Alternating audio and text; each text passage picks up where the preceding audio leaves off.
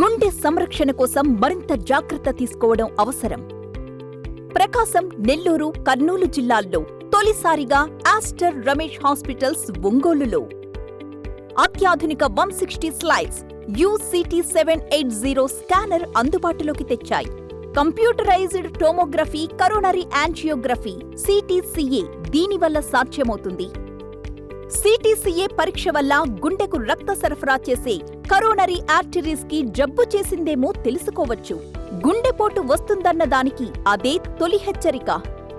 ఇతర పరీక్షలతో పోలిస్తే ఈ ఆధునిక పరీక్ష వల్ల ఎన్నో ఉపయోగాలున్నాయి. అసలు సమస్యని కరెక్ట్గా తెలుసుకుని తగిన వైద్యం చేసే వీలుంటుంది. గుండెకు సంబంధించిన ఏ సమస్య ఉన్నా ఆస్టర్ రమేష్ హాస్పిటల్స్ మీకు కొండంత అండా. మీరు పూర్తిగా విశ్వసించదగ్గ అత్యాధునిక ఆసుపత్రి ఇది. నమస్తే, P9 న్యూస్కు స్వాగతం. మీకోసం వచ్చిన అర్జీలను సత్వరం పరిష్కరించాలని జేసీ గోపాలకృష్ణ అధికారులను ఆదేశించారు. జిల్లా నలుమూల నుండి వచ్చిన ప్రజలు పలు రకాల సమస్యలను ఆయనకు విన్నవించారు.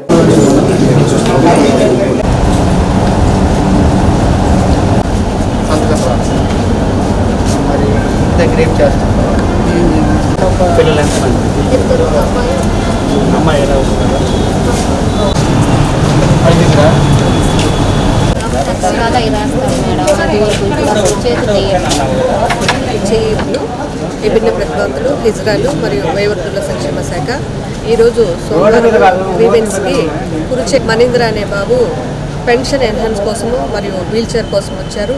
దీనికై మన గౌరవ జాయింట్ కలెక్టర్ గారు మాకు వెంటనే వీల్చైర్ ఇవ్వవలసిందిగా ఆదేశించారు.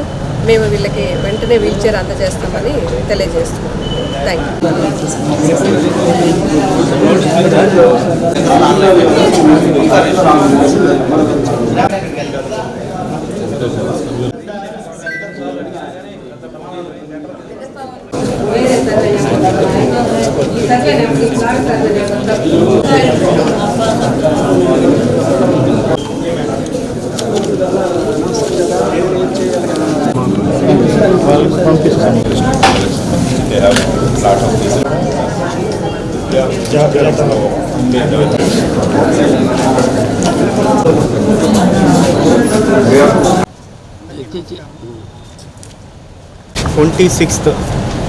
జూలై నుంచి మరి పారిస్లో ఒలింపిక్స్ గేమ్స్ జరుగుతున్నాయి.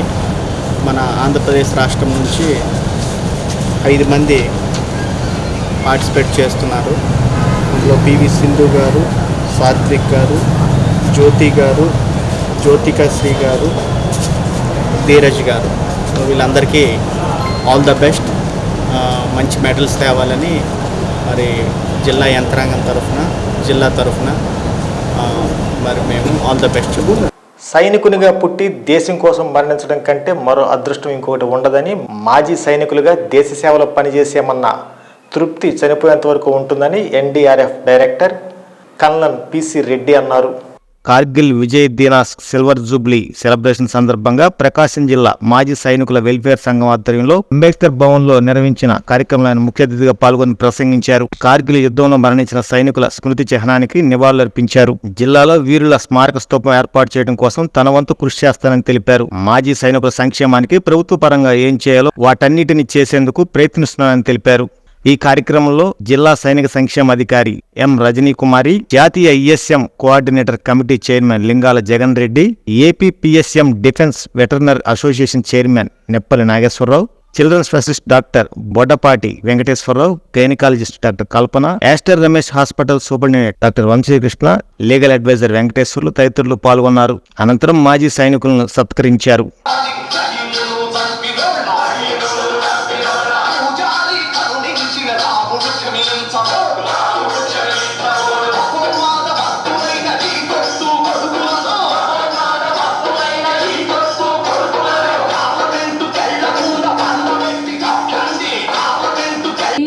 పాతిక వత్సరములు నిండెన్, శత్రుమూకలను తరిమి కొట్టిన వీరుల శౌర్యం తలచుకొని, జన్మభూమికై పోరాడిన వీరులు మరి మరి ఒక పరి తలచుకొని మృతవీరుల కంజలి ఘటించి పాడుదమా సైనిక గీతం.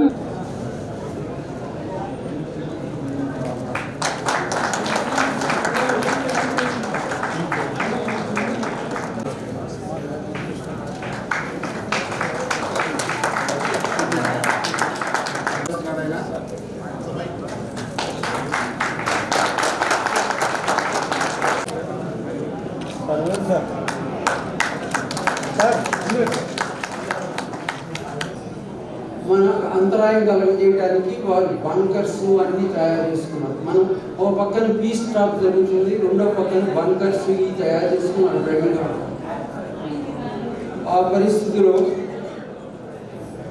అది ఒక షెపర్డ్ జస్ట్ మే ఫస్ట్ వీక్లో ఫస్ట్నే ఒక షెపర్డ్ తన బుల్ తన ఎద్దు తప్పిపోతే దాన్ని దేవులాడుకుంటా బైనాక్యులర్స్తో దేవులాడుకుంటుంటే వీళ్ళు కనబడ్డారు. కొంతమంది సాయుధ దళాలు పైన ఇండియన్ సాయుధ దళాలు అక్కడ లెవెల్స్ అన్నది తెలిసి అతను ఇమీడియట్గా కార్గిల్లో మన హెడ్ క్వార్టర్స్లో ఇన్ఫార్మ్ చేయడం జరిగింది. Story of pain and pride. ఎందుకంటే భారతదేశం మొత్తం మీద కూడా 500 పైగా సైనికులు మరి అమర వీరులయ్యారు. అదేవిధంగా 1300 మంది పైగా కూడా గాయపడటం జరిగింది. మన ప్రకాశం జిల్లాలో 3 అమరవీరులయ్యారు, 3 గాయపడ్డారు. మరి నిన్నటి రోజు మన కలెక్టర్ మేడం గారు అపాయింట్మెంట్ ఇచ్చి యాక్చువల్గా ఈరోజు రావాల్సింది, ఆమెకి వేరే ప్రోగ్రాం పట్టడం వలన నిన్న అప్పటికప్పుడు టైం కూడా ఎక్కువ లేదు. మరి మేడం కబురు చేయటం వలన వారందరినీ కూడా పిలిచి చాలా ఘనంగా సన్మానించి అలాంటి వారే మళ్ళా ప్రపంచంలో ఎక్కడొచ్చినా సరే it will not be so easy to win. అంత వీరోచితంగా, అంత ధైర్యంగా, అంత సాహసంగా చూశారు. That's rare qualities on display by great people. అవకాశం వచ్చింటే ప్రాబ్లీ మీరు కూడా అంతే ఉత్తేజంతో, అంతే సాహసంగా చేసి ఉండేవాళ్ళం మేము అందరం. అండ్ లాస్ట్ 2 things నిన్నే న్యూస్లో వచ్చింది. అది I think OROP is 1st July నుంచి మళ్ళీ రివైజ్ చేస్తున్నారని వచ్చింది. Probably that will be benefiting all. So ఇక్కడ ఉండి నాగేశ్వర గారు చాలా ట్రై చేస్తున్నారు. I think the complete association whatever maximum you can get from the government. I request Rajni garu also, Kushir garu also trying to get manaku oka place, oka amarastu, oka canteen, oka resting facilities, polyclinic, something like that. వైద్య ఆరోగ్య శాఖలో పనిచేస్తున్న సిబ్బందికి పని భారం తగ్గించాలని, contract ఉద్యోగులను క్రమబద్ధీకరించాలని United health employees union రాష్ట్ర ప్రధాన కార్యదర్శి తాళ్ళూరి వెంకటేశ్వర డిమాండ్ చేశారు. సిఐటియు కార్యాలయంలో జరిగిన యూనియన్ జిల్లా నూతన కార్యవర్గ సమావేశంలో ఆయన పాల్గొని మాట్లాడారు. రాష్ట్ర వ్యాప్తంగా గతంలో కాంట్రాక్ట్ ఉద్యోగులను క్రమబద్ధీకరించారని, మిగతా వారిని కూడా రెగ్యులర్ చేయాలని డిమాండ్ చేశారు. వైద్య ఆరోగ్య శాఖను ప్రభుత్వమే నడపాలని, కాంట్రాక్ట్ వ్యవస్థ నుండి వైద్య శాఖను రక్షించాలని కోరారు. పని భారం ఎక్కువగా ఉన్నందున సిబ్బందిని నియమించాలని డిమాండ్ చేశారు. రెగ్యులర్ చేయని పక్షంలో రాష్ట్ర వ్యాప్తంగా ఉద్యమం చేపడతామని ప్రభుత్వాన్ని హెచ్చరించారు. ఈ కార్యక్రమంలో మాజీ అధ్యక్ష ప్రధాన కార్యదర్శి G Nageswararao, K Sridhar, CITU జిల్లా ప్రధాన కార్యదర్శి కాలం సుబ్బారావు తదితరులు పాల్గొన్నారు.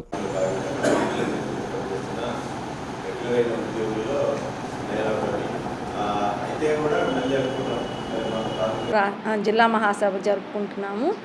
యునైటెడ్ మెడికల్ హెల్త్ ఉన్న ఆల్ ఎంప్లాయీస్ ఈరోజు ఇక్కడ పాల్గొనడం జరిగింది. ఈ మహాసభ విజయవంతంగా సక్సెస్ చేసుకున్నాము. గతంలో చేసిన ఉద్యమాలు, వాటి ఫలితాలు అన్ని గురించి చర్చించుకున్నాము. ముందు చేసుకోవాల్సిన కార్యాచరణ అంతా సిద్ధం చేసుకున్నాము. యునైటెడ్ మెడికల్ హెల్త్లో ఉన్న ఎంప్లాయీస్ ప్రతి ఒక్క సమస్య నుంచి కింద స్థాయి నుంచి పెద్ద స్థాయి వరకు, డాక్టర్ వరకు ఏ సమస్యలు ఉన్నాయో అవన్నీ అందరము చర్చించుకొని అవన్నీ మేము నోట్ చేసుకున్నాము.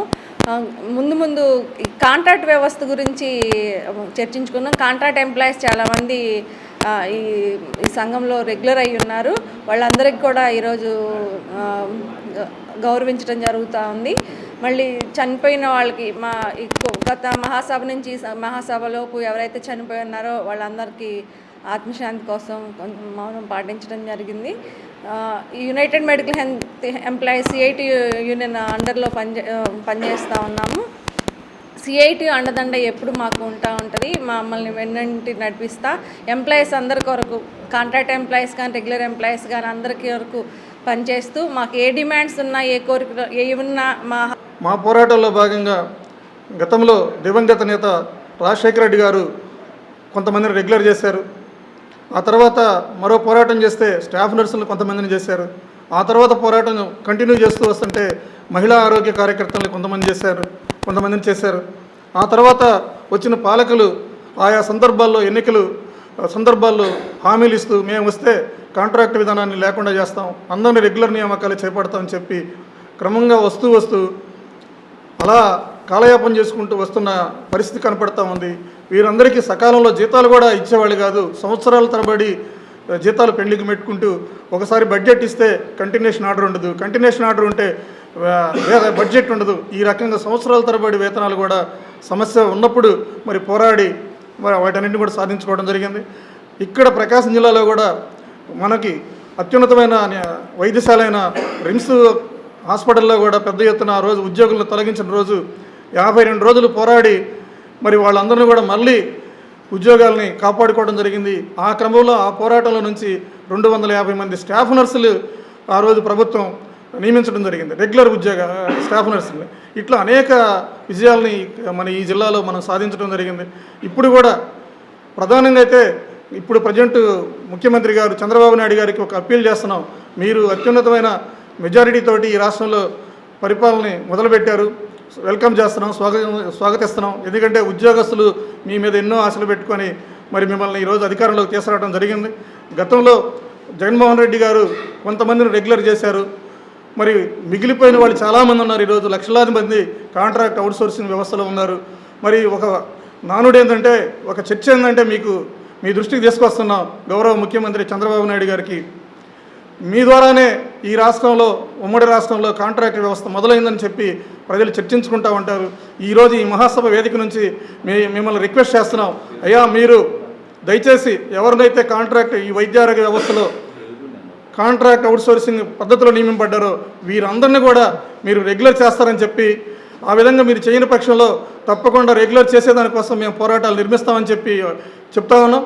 మీరు దయచేసి వీళ్ళందరూ రెగ్యులర్ చేయండి, మీ మీద ఉన్న ఈ అపవాదాన్ని తొలగించుకుంటారని చెప్పి ఈ మహాసభ నుంచి మీకు విన్నవిస్తా ఉన్నాం. జిల్లా మహాసభలు 7వ మహాసభలు జరుపుకుంటా ఉన్నాం.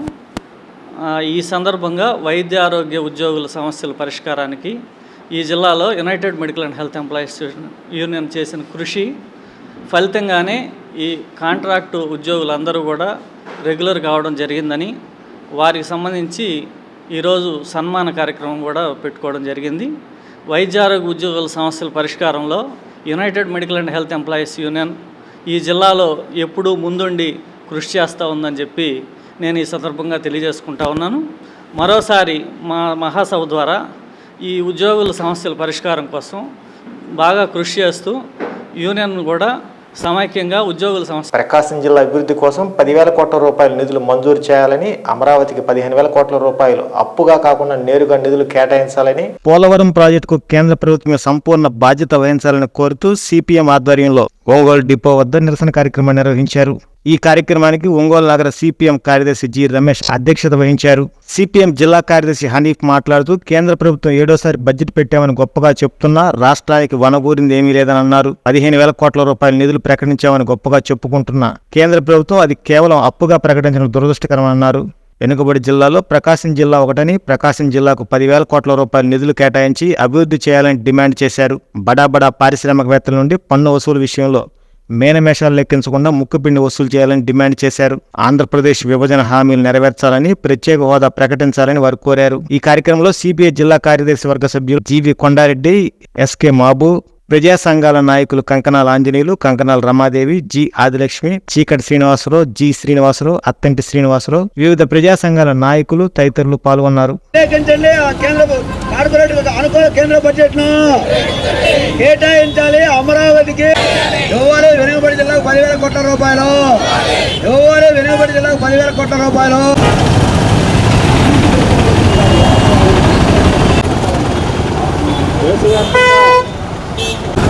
మన ఒంగోలులో కూడా ఈరోజు ప్రధానంగా కేంద్రం ప్రవేశ బడ్జెట్ పెట్టడమే కాదు, ఈ బడ్జెట్ ఎవరికి ఉపయోగపడుతుంది?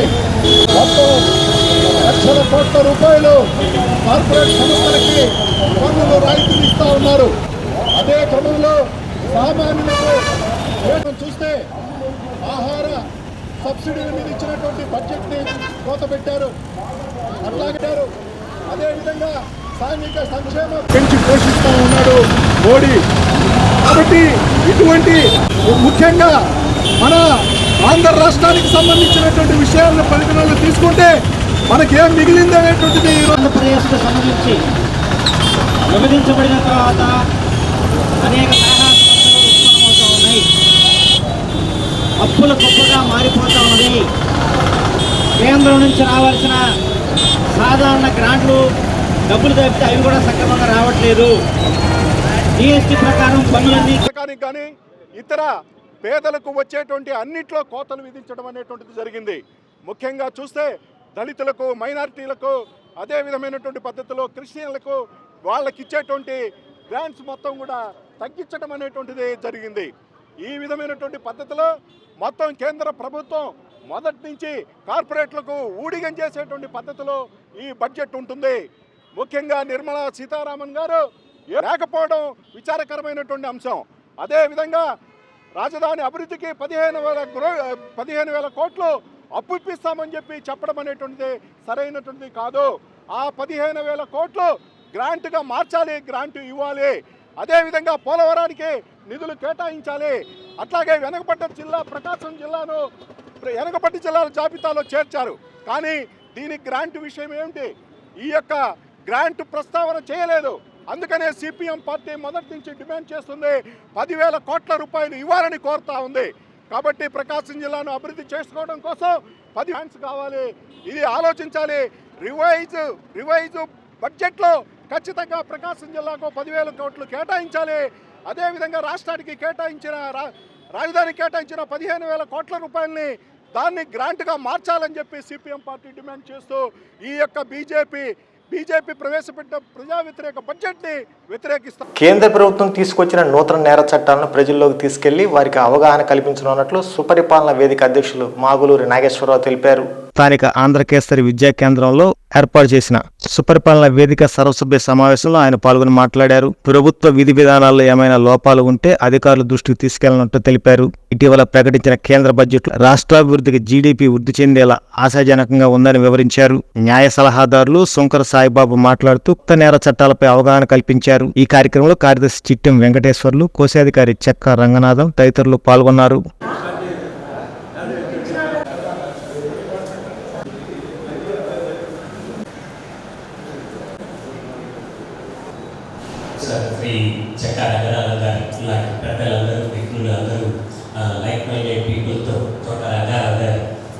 అందరూ కలిసి ఈ సంస్థను ప్రారంభించడం జరిగింది. 2011 నుంచి 2024 వరకు ఒక స్వచ్ఛంద సంస్థగా నాన్ గవర్నమెంటల్ ఆర్గనైజేషన్గా ఇంతకాలం కొనసాగించడం, ఇదంతా కూడా సభ్యుల సహకారంతోనే అని మీ అందరికీ హృదయపూర్వకంగా ధన్యవాదాలు తెలియజేస్తున్నాను. ముందుగా పనిచేసిన అధ్యక్షుల వారికి ఆల వెంకటేశ్వర గారికి, గోపాల్ రెడ్డి గారికి, అలాగే 40 రోజుల్లో ఆ ఆస్తిని 40 కోట్ల రూపాయల ఆస్తిని కాపాడటానికి 41 సమావేశాలు ఏర్పాటు చేశాం. 41 సమావేశాలు ఏర్పాటు చేయాలంటే ఎంతటి కఠినమైందో కష్టమైందో మీ అందరికీ తెలుసు. అయినా సరే ఇంతమంది ఆస్తిని కాపాడటం కోసం సుపరిపాలన వేదిక ద్వారా, అలాగే రెసిడెన్షియల్ వెల్ఫేర్ అసోసియేషన్ అధ్యక్షుడిగా కూడా అలాగే మేము పనిచేస్తున్న వినియోగదారుల సంఘాల తరఫున కానీ ఏదైనా కానివ్వండి వారికి మేలు జరగడానికి ప్రధానమైన కారణం అయిపోయింది. అందువల్ల అందరినీ కోరుకుంటుంది ఏంటంటే కొంత సమయాన్ని మనం పెద్దవాళ్ళం అయిపోయాం, కొంత సమయాన్ని సమాజ సేవకు కూడా మనం వినియోగించాల్సిన అవసరం ఉంది. ఈరోజు మనకి కారణం ఏదన్నా కానివ్వండి, మా సభ్యులందరూ కూడా మీరు గొప్ప మనసుతోటి అది ఏమన్నా అనుకోండి, ఇబ్బంది లేకుండా క్షమాపణ అనుకోండి, లేదా ఎందుకంటే చేయలేకపోయాం. అది ఒక సర్వీస్ ప్రోగ్రామ్ అనేది మనం ప్రతి సంవత్సరం చేయాలి, అది అనివార్య కారణంగా చేయలేకపోయాం. తర్వాత ఈ సంవత్సరానికి మనకి రిసీట్స్ కింద డొనేషన్స్ కింద 20,000 రూపాయలు వచ్చినాయి. అందులో 20,000 రూపాయలు బ్యాంకులలో పెట్టేశాం. అది చెక్ ఇచ్చారు మన రమణారెడ్డి గారు, వాళ్ళు పిలిచాము, మళ్ళీ రాలేదు. ఇంకా దానికి తోడు ఎస్బీ ఇంట్రెస్ట్ కింద 664 రూపాయలు మాత్రమే వచ్చాయి, ఎందుకంటే ఆ అమౌంటే ఉంది. తర్వాత ఈ ప్రభుత్వం తీసుకురావడం ఛాన్స్ ఉంటుంది. ఏదైనా సరే తప్పదు, ఈ 1/7/2022 వచ్చినటువంటి ఈ చట్టాలను మనం ఖచ్చితంగా పాటించాల్సింది, ఏం చేయలేదు. రైట్, దీంట్లో మంచి ఏంటి చెడు ఏంటి? మొదటగా మంచి చెప్పుకుంటుంది. గతంలో ఈ యొక్క మార్పులు పేర్లు కూడా మారినాయి. ఈసారిగా చాలా మందికి మనకి కోడ్ జరగదు. ఇండియన్ పీనల్ కోడ్, దీన్నే భారతీయ న్యాయ సంహిత SAN, చాలా మంది పిల్లలు SAN అన్నారు, SAN సంహిత. అలాగే code of criminal procedure CRPC అనేవాళ్ళు, దాన్ని భారతీయ నాగరిక సురక్ష సంహిత. నాగరిక సురక్ష, ఇవి యాక్చువల్గా సాంస్క్రిట్ వర్డ్స్.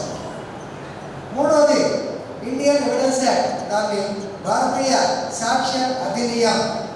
ఈ అధినియం అనేది ఇంతకుముందు కూడా వన సంరక్షణ అధినియం అని ఎన్విరాన్మెంటల్ ప్రొటెక్షన్ యాక్ట్లో ఒక 2 ఏళ్ల క్రితం వచ్చింది. ఎన్విరాన్మెంటల్ ప్రొటెక్షన్ ఎవరు పట్టించుకోరు. ఈ అధినియం అంటే ఏదో అనుకున్నాం మాకు కూడా. శాంతివనం రాత్రి బడుల పాఠశాలలో చదువుతున్న అనేక మంది విద్యార్థులు చదవడం రాయడం రాని పరిస్థితుల్లో ఉన్నారని, అందుకే మరో గ్రంథాలయం ఉద్యమం అనేక కార్యక్రమాలు చేపడుతున్న నిర్వాహకులు తెలిపారు. దీనిలో భాగంగా ఒంగోలు పట్టణంలోని వెనుకబడిన ప్రాంతాల్లో చదువుల్లో వెనుకబడిన విద్యార్థుల విద్యాభివృద్ధి కోసం శాంతివనం రాత్రి బడులు నిర్వహిస్తున్నట్టు తెలిపారు. మంగమూరు రోడ్లోని పశువుల కాపర్ల పిల్లల కోసం రాత్రి బడిని సర్కిల్ ఇన్స్పెక్టర్ శ్రీరామ్ ఆర్థిక సహాయంతో ప్రారంభించారు. ఈ సందర్భంగా శ్రీరామ్ మాట్లాడుతూ అనేక ప్రాంతాల్లో పిల్లల చదువుల కోసం అనేక మంది మేధావులు అనేక రకాలుగా ప్రయత్నిస్తున్నారన్నారు. సహజంగా పుస్తక ప్రేమికుడైన తను కూడా ఒంగోలు కేంద్రంగా ప్రారంభమైన మరో గ్రంథాలయం ఉద్యమ సహకారంతో ఈ రాత్రి బడులకు సహకారం అందించాలని, సమాజానికి తన వంతు విద్యను అందించాలని ఈ కార్యక్రమాన్ని శ్రీకారం చుట్టినట్టు తెలిపారు. డాక్టర్ కొర్రపాటి సుధాకర్ మాట్లాడుతూ సమాజం బాగుండాలంటే పిల్లలు బాగుండాలని, పిల్లలు బాగుండాలంటే సెల్ ఫోన్ వదిలి పుస్తకాలు చేతపట్టాలని, అందుకే అనేక ప్రభుత్వ పాఠశాలలో గ్రంథాలయాలు ఏర్పాటు చేస్తున్నామన్నారు. ఒంగోలులో వెనకబడిన ప్రాంతాల్లో ఏర్పాటు చేసిన ఈ రాత్రి బడుల్లో కూడా కథల పుస్తకాలు ఏర్పాటు చేసి ఈ పిల్లల విద్యాభివృద్ధికి సహకారం అందిస్తామని తెలిపారు. ఈ కార్యక్రమంలో రచయిత మంచికంటి, రచయిత్రి నల్లూరి కాంతి, రాత్రి బడి సెంటర్ నిర్వాహకురాలు మరియమ్మ తదితరులు పాల్గొన్నారు.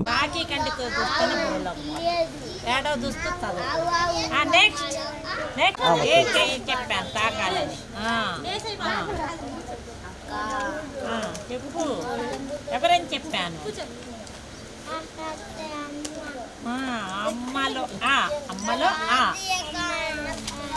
అమ్మలో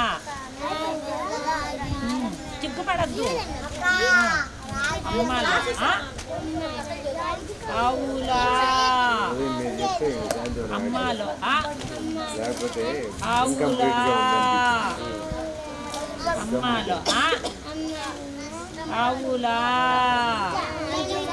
రోడ్డు గంగిరెద్దుల కాలనీలో పిల్లల కోసం రోజు రాత్రి బడి శాంతివనం ద్వారా జరుగుతుంది.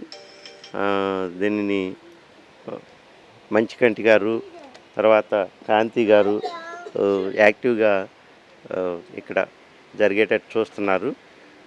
మరియమ్మ అనే వాలంటీరు ఈ నెల 1వ తేదీ నుంచి ఈ పిల్లల కోసం పనిచేస్తున్నారు. ఇక్కడ వీళ్ళకి అంటే ఇంట్లో అయితే ఎవరు చదువుకోవడానికి వీలుగా ఉండదు. తర్వాత చెప్పేవాళ్ళు ఉండరు. వాళ్ళ అమ్మ నాన్న ఈ ఆవులు గంగిరెద్దులు వాటి పనిలో ఉండి వాళ్ళు అది సరే చదువు వాళ్ళు ఎక్కువ మంది నిరక్షరాస్యులే ఉంటారు.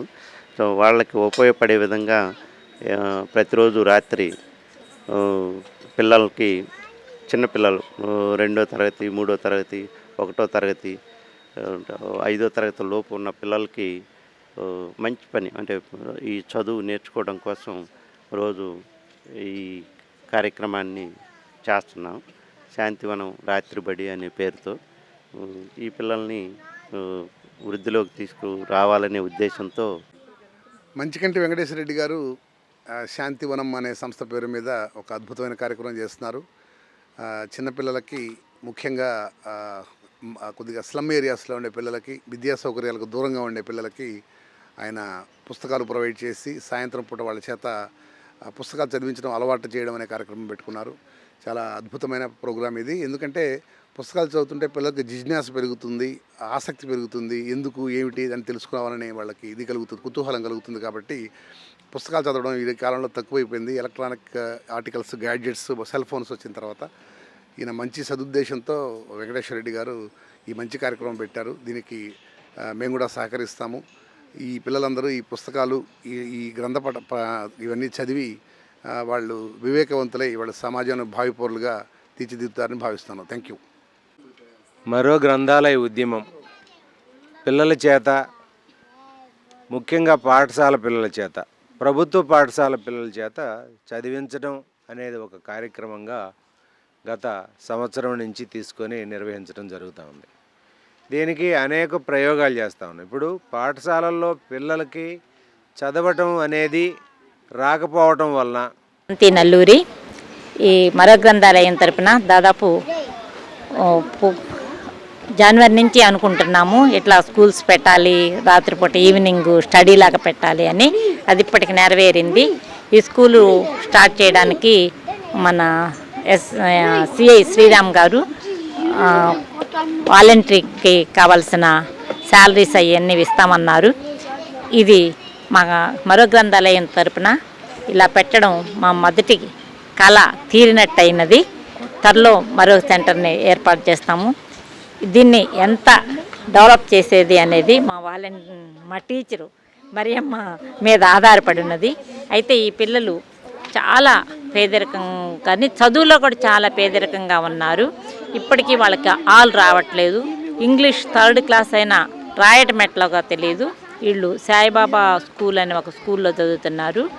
వాళ్ళకి అసలు ముందు ఎలా చదువు అక్షరాన్ని తాకుతూ కంటితో చూస్తూ చదవాలి అనేది తెలియట్లేదు. చాలా కష్టపడాలి ఈ పిల్లలందరినీ డెవలప్ చేయడానికి. ఈ పిల్లలు ఒక తీస్తే మట్టిలో మాణిక్యాల్లాగా అభివృద్ధి చెందుతారన్న నమ్మకం మాకున్నది.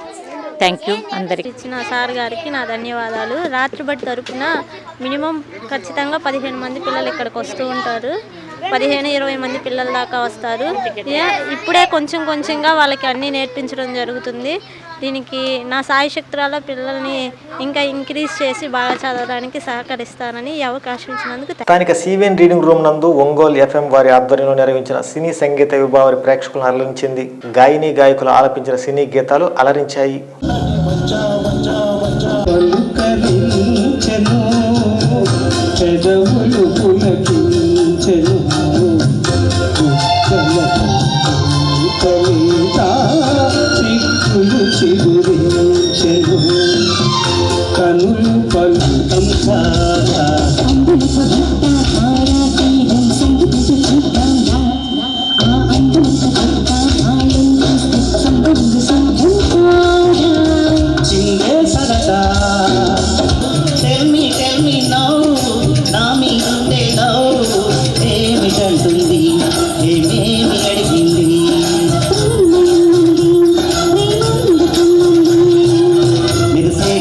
ఈ వార్తంతో సమాప్తం. నమస్కారం.